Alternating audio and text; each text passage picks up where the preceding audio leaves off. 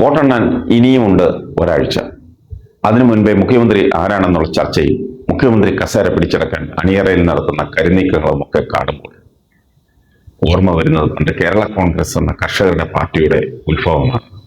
1960കളുടെ തുടക്കത്തിലും കേരളത്തിന്റെ രാഷ്ട്രീയ മണ്ണിൽ വിമോചന സമരത്തിന്റെ അലയൊലികൾ കെട്ടടങ്ങിയിരുന്നില്ല. 1957 EMS സർക്കാരിന്റെ നേതൃത്വത്തിലുള്ള ആദ്യ കമ്മ്യൂണിസ്റ്റ് സർക്കാരിനെതിരെ നടന്ന വിമോചന സമരം അതിന്നും ചരിത്രത്തിന്റെ ഭാഗമാണ്. അങ്കമാലി കല്ലറയിൽ ഞങ്ങളുടെ സഹോദരരുണ്ടെങ്കിൽ എന്ന മുദ്രാവാക്യം അന്തരീക്ഷത്തിൽ മുഴങ്ങിക്കേട്ട ദിനങ്ങൾ. ഒരു വശത്ത് വിമോചന സമരം രാഷ്ട്രീയത്തിലെ അശ്ലീലമാണെന്ന് വാദിക്കുന്നവർ, മറുവശത്ത് അത് പോരാട്ട വീര്യത്തിന്റെ വിജയമാണെന്ന് വിശ്വസിക്കുന്നവർ. ഈ രാഷ്ട്രീയ തർക്കങ്ങൾക്കൊടുവിലാണ് 1960 ഫെബ്രുവരി 1 പൊതു തെരഞ്ഞെടുപ്പ് നടക്കുന്നത്. കമ്മ്യൂണിസ്റ്റ് പാർട്ടിയെ എങ്ങനെയെങ്കിലും തോൽപ്പിക്കണമെന്ന ദൃഢനിശ്ചയത്തോടെ കോൺഗ്രസും PSPയും മുസ്ലിം ലീഗും കൈകോർത്തു. സമുദായ സംഘടനകൾ ഒന്നടങ്കം കോൺഗ്രസ് മുന്നണിക്കായി അണിനിരന്നപ്പോൾ തെരഞ്ഞെടുപ്പ് ഫലം മറിച്ചായിരുന്നില്ല. കോൺഗ്രസിന് 63 സീറ്റുകൾ ലഭിച്ചപ്പോൾ കമ്മ്യൂണിസ്റ്റ് പാർട്ടിയുടെ സാന്നിധ്യം വെറും 29 സീറ്റിലേക്ക് ചുരുങ്ങി. തെരഞ്ഞെടുപ്പിന് മുൻപ് ഉണ്ടാക്കിയ ധാരണയനുസരിച്ച് പട്ടം താണുപിള്ള മുഖ്യമന്ത്രിയാകേണ്ടതായിരുന്നു. എന്നാൽ കോൺഗ്രസിനുള്ളിൽ അസ്വസ്ഥതകൾ പുകഞ്ഞു. ആർ ശങ്കർ ഉപമുഖ്യമന്ത്രിയുമായി. ഒടുവിൽ പട്ടം താണുപിള്ള തന്നെ മുഖ്യമന്ത്രിയായി അധികാരമേറ്റു.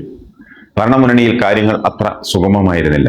മതേതര പ്രതിച്ഛായ നഷ്ടപ്പെടുമെന്ന ഭയത്താൽ മുസ്ലിം ലീഗിനെ മന്ത്രിസഭയിലെടുക്കാൻ കോൺഗ്രസ് തയ്യാറായില്ല. പകരം CH മുഹമ്മദ് കോയെ സ്പീക്കറാക്കി. പിന്നീട് നെഹ്റു ലീഗിനെ ചത്ത കുതിരയെന്ന് വിളിച്ചതും മുസ്ലിം ലീഗ് മുന്നണി വിട്ടതും ചരിത്രം. തന്ത്രപരമായ നീക്കങ്ങളിലൂടെ പട്ടം താണുപിള്ളയെ കേരള രാഷ്ട്രീയത്തിൽ നിന്ന് മാറ്റാൻ കോൺഗ്രസ് തീരുമാനിക്കുന്നു. അദ്ദേഹത്തെ പഞ്ചാബ് ഗവർണറായി നിയമിച്ചു.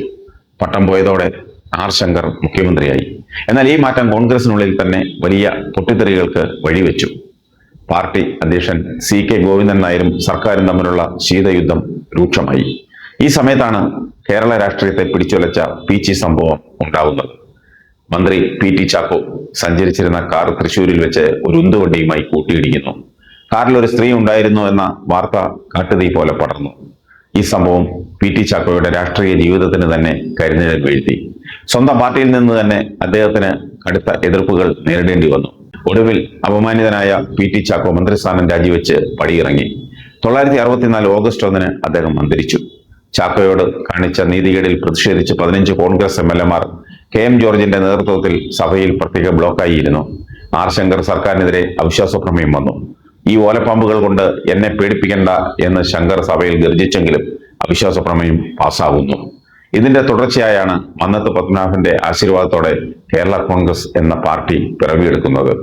KM മാണി എന്ന യുവ നേതാവ് രാഷ്ട്രീയത്തിൽ ശ്രദ്ധിക്കപ്പെടുന്നതും ഈ കാലത്താണ്. മറുവശത്ത് കമ്മ്യൂണിസ്റ്റ് പാർട്ടിയിലും വിള്ളലുകൾ വീണിരുന്നു. അന്താരാഷ്ട്ര തല മാറ്റങ്ങളും ചൈനയുടെ ഇന്ത്യൻ ആക്രമണവും പാർട്ടിയെ രണ്ടായി പിളർത്തി. EMS അടക്കമുള്ളവർ ജയിലിലായി. 1965 തെരഞ്ഞെടുപ്പിൽ കമ്മ്യൂണിസ്റ്റ് പാർട്ടി 2 പക്ഷമായി മത്സരിച്ചു.